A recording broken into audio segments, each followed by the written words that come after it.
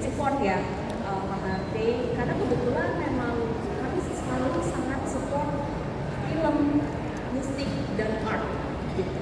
Jadi berawal dari Pak Irwan sendiri sangat mengapresiasi dan sangat menyukai dunia seni gitu ya.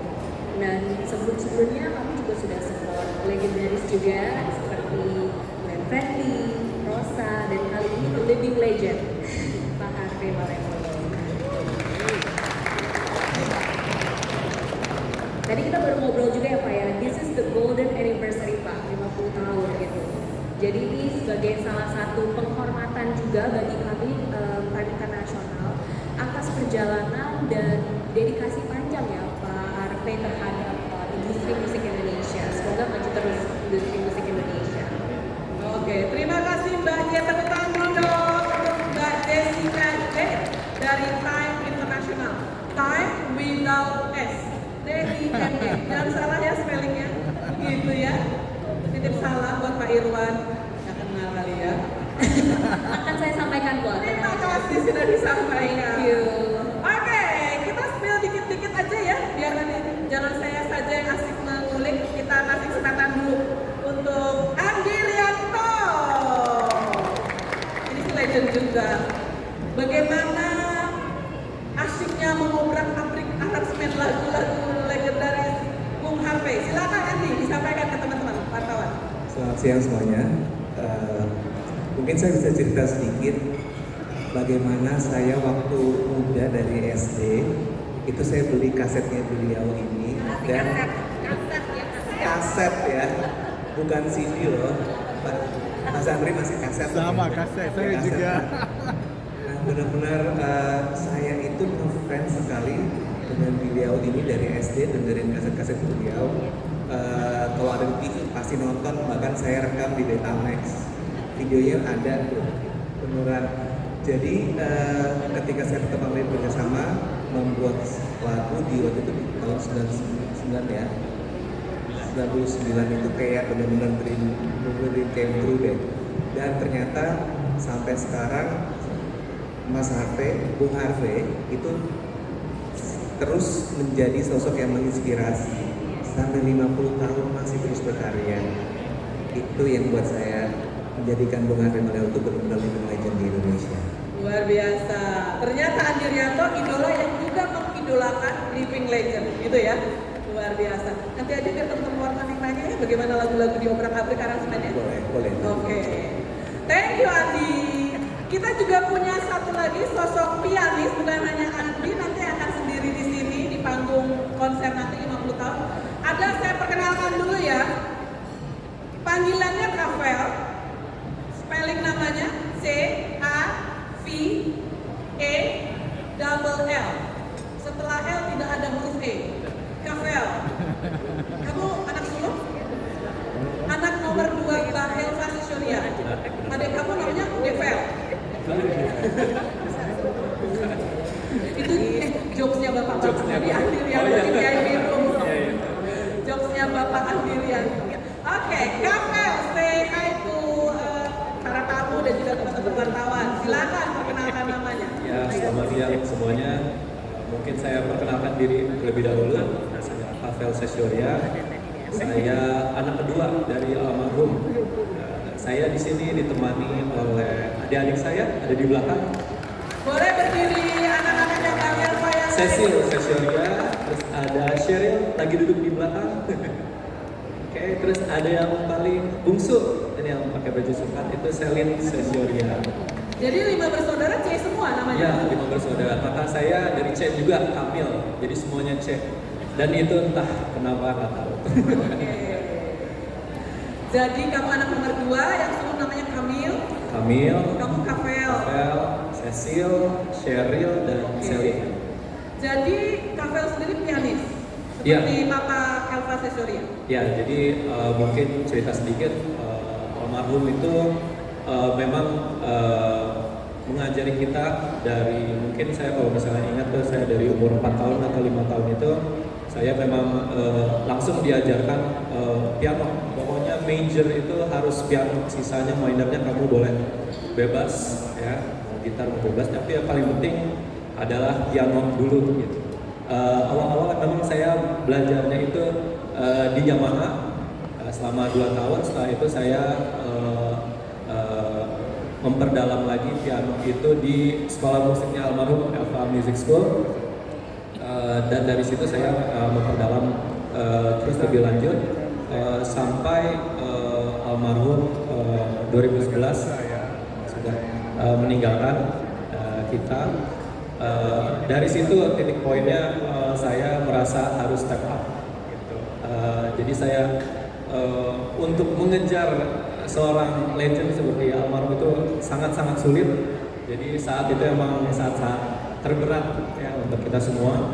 Tetapi saya juga sebelumnya mungkin sebelum saya panjang lebar, saya ingin berterima kasih terlebih dahulu untuk Om Harvey yang sudah mengajak saya di acara 50 tahun berkarya, dan itu bagi saya itu sangat-sangat luar biasa sekali. Saya bangga, saya melihat Om Harvey itu bukan seperti hanya murid ayah saya saja, tapi seperti sosok kedua. Saya seperti melihat ayah saya, tapi versi yang bisa nyanyinya. Bang Elva main piano aja menciptakan lagu aransemen ya? Iya, gitu. Jadi saya sangat menghormati Om Harvey karena saya juga dari kecil saya sama seperti Mas Andi, saya juga kaset waktu itu lihat dari kaset festival, berbagai festival. Dari situ ya, jadi untuk sampai tahap ini saya melihat Om Harvey itu sangat bangga sekali, gitu, sangat bangga sekali. Dan saya juga ingin berterima kasih kepada Mas Andi juga yang sudah mau mengotak-atik kembali lagu-lagu almarhum Elva Sessioria berserta lirikis Tantowi Gugur. Ini juga buat keluarga juga kita sangat senang sekali. Baik.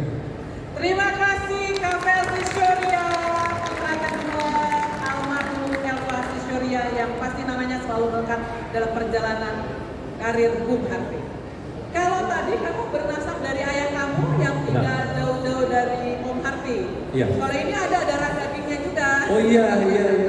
Kita sapa dulu, ada Mika Natayo, tepuk tangan dong. Mika Natayo sambung juga jadi kolaborator, dan itu ada fans nomor satunya di sana dengan inisial DM. Betul. Yes, sang suami.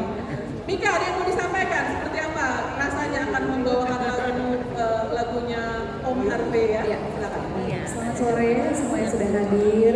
Terima kasih teman-teman media juga sudah hadir. Sangat spesial karena ada keluarga besar kami di sana juga, dan saya sebagai salah satu perwakilannya bisa berada di sini, suatu kehormatan juga. Mungkin kalau bisa flashback sedikit karena dari tadi banyak flashback ya, cerita-cerita. Keluarga kami kalau nggak bisa nyanyi nggak usah jadi keluarga kita. Jadi harus bisa nyanyi semuanya gitu kan. Harus Deva bisa nyanyi? Bisa, Deva bisa nyanyi juga. Jadi itu salah satu seleksinya. Untuk bisa masuk keluarga kami harus bisa nyanyi gitu.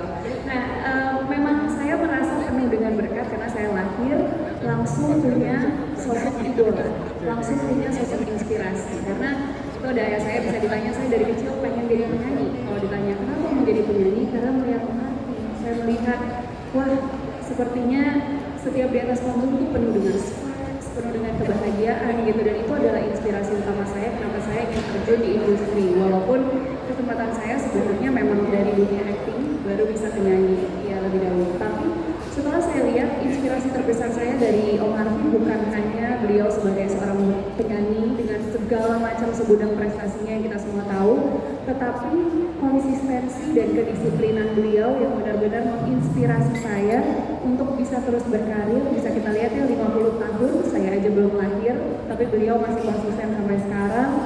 Karya-karyanya membawa banyak orang melewati fase-fase kehidupannya. Jadi untuk bisa berada di sini, untuk bisa berada sebagai salah satu bagian dari konser beliau merayakan 50 tahun full of remarkable career, it's an honor for me. So thank you untuk Bapak Andi dan untuk semua tim di belakang layar yang saya tahu kerja kerasnya luar biasa sekali untuk mewujudkan acara ini. So thank you for having me once again. Semoga konsernya berjalan dengan baik dan bisa membuat memori-memori baru untuk semuanya yang hadir.